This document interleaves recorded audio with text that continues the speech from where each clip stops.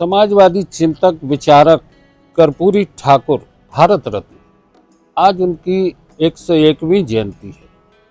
वे जबलपुर भी आए थे और यहाँ पर उन्होंने अति पिछड़ा वर्ग के कल्याण के लिए लोगों को एक संदेश भी दिया था। हमारे साथ हैं डॉक्टर घनश्याम यादव, जो कि समाजवादी चिंतक विचारक और समाजवादी विचारधारा से जुड़े हुए हैं। भाई शरद यादव जी के साथ की राजनीतिक यात्रा के एक साथी रहे हैं। हम आपका स्वागत करते हैं नो न्यूज ऑनली व्यूज पर। धन्यवाद। और कर्पूरी ठाकुर जी जब जबलपुर आए थे तो कुछ यादें आपके पास होंगी, आपको होंगी कि उन्होंने किस तरीके से यहाँ पर कार्यक्रम हुआ। मुझे बहुत अच्छे से याद है, जबलपुर शहर के शहीद स्मारक हॉल में रघु ठाकुर जी ने लोकदल का सम्मेलन रखा था मध्य प्रदेश का। उस लोकदल के सम्मेलन में स्वर्गीय कर्पूरी ठाकुर जी और हेमवती नंदन बहुगुणा जी, ये दोनों महान विभूतियाँ जो थी उस सम्मेलन में आई हुई थी। और स्वर्गीय नाटी शर्मा जी भी उस कार्यक्रम में जबलपुर की ओर से उपस्थित थे और स्टेज पे मैं भी वहाँ पर उपस्थित था उस कार्यक्रम में। क्या कुछ संबोधन, कुछ किस तरह की उन्होंने यहाँ पर संदेश दिया? राजनीतिक स्थितियाँ उस समय 1900 बड़ी विकराल स्थितियाँ चल रही थी। 1980 और 90 के बीच के 84, 85, 86 के आसपास की बात है। और आदरणीय कर्पूरी ठाकुर जी बड़ी जर्जर स्थिति में थे, खड़े नहीं हो पा रहे थे। बड़ी मुश्किल से खड़े होकर उन्होंने अपना उद्बोधन जबलपुर शहर के अंदर दिया था।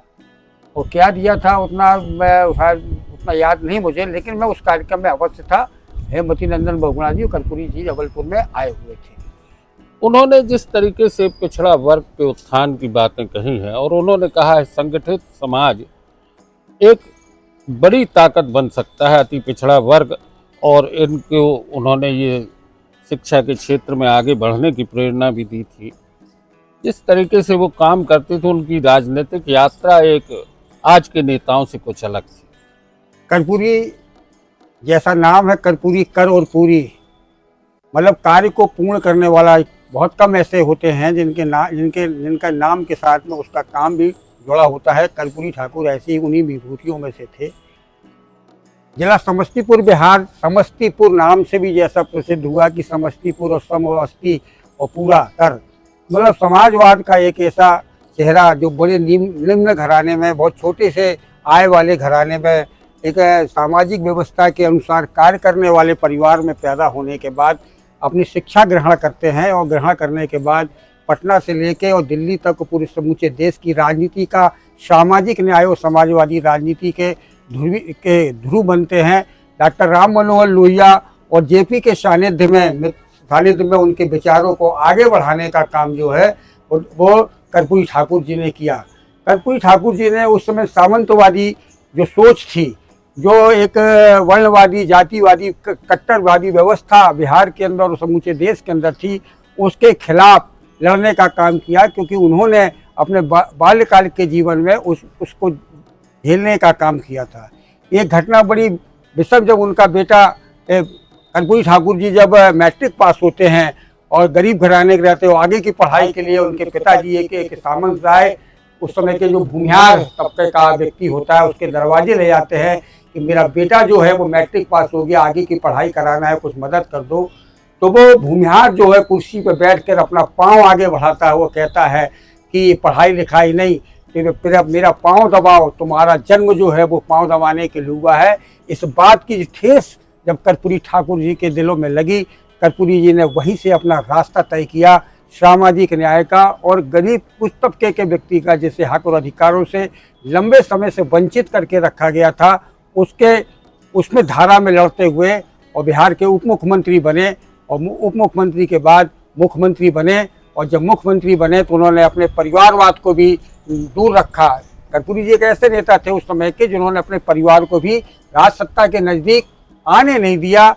और उन्होंने उस तबके के लिए काम किया जिस तबके को वाकई में उसका हक मिलना था। ऐसे कर्पूरी ठाकुर जी ने उनके लिए आरक्षण की 26% आरक्षण की व्यवस्था शायद बिहार के अंदर की। और आज समूचे देश के अंदर कर्पूरी ठाकुर फार्मूला के नाम से वो फार्मूला प्रसिद्ध है। कर्पूरी ठाकुर ने अपने जीवन काल में मरते समय तक बहुत जर्जर स्थिति में होने के बाद भी उन तबके के लिए संघर्ष करने का काम किया। इस तरह से देखा जाए तो अपने सिद्धांतों और अपने संस्कारों को लेकर और अपने एक संकल्पों को लेकर कर्पूरी ठाकुर अति पिछड़ा वर्ग और सामाजिक न्याय की बात करते हुए राजनीति की एक नई धारा को जन्म दे गए। आज कर्पूरी ठाकुर भले ही हमारे बीच नहीं है, लेकिन उनके विचार और उनके सिद्धांत आज भी ये संकेत देते हैं कि अति पिछड़ा वर्ग संगठित होकर अपने अधिकारों के लिए लड़े, खड़ा हो, भीख नहीं मांगे, अपने अधिकार के लिए आंख से आंख मिलाकर बात करे। डॉक्टर घनश्याम यादव जी, आपने नो न्यूज़ ऑनली व्यूज पर चर्चा की, बहुत बहुत धन्यवाद। आपको भी बहुत बहुत धन्यवाद।